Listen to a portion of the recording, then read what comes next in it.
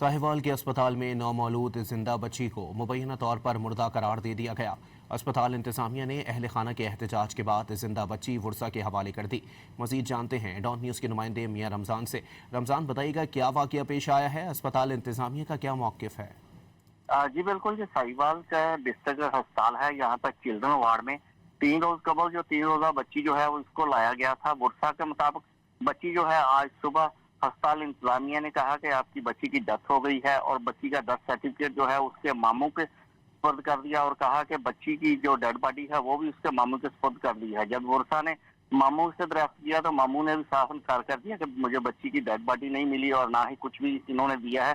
तो 15 पर जो है उन्होंने उर्सा ने कॉल की। पुलिस के आने पर जो है अस्पताल इंतजामिया जो है वो हरकत में आ गई और पुलिस ने यहाँ पर आकर बच्ची जो है अस्पताल इंतजामिया से जो भागदौड़ करके जो है बच्ची उन्होंने बरामद की और बच्ची जो है अस्पताल इंतजामिया से बुरसा के हवाले कर दी और बुरसा बहुत ने शुक्रिया पुलिस रमजान अपडेट का करने के लिए।